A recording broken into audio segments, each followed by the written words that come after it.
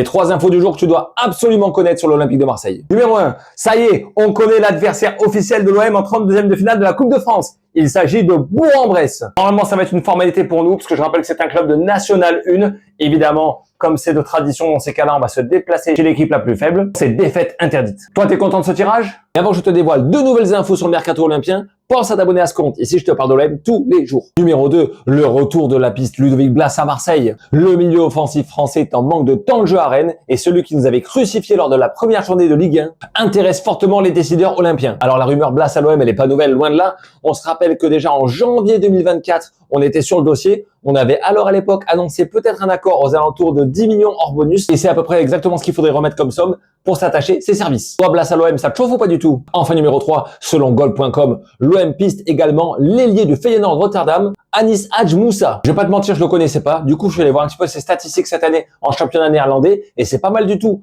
On compte 13 matchs joués pour 5 buts et 3 passes décisives. Il évolue au poste de milieu offensif droit et il pourrait donc venir seconder Mason Greenwood. Par contre, ce qui va nous refroidir, c'est le montant du transfert. Selon Transfer Market, il est estimé à 20 millions d'euros tout de même. Et comme d'hab, si tu as aimé ces nouvelles infos, tu likes, tu partages et tu enregistres la vidéo.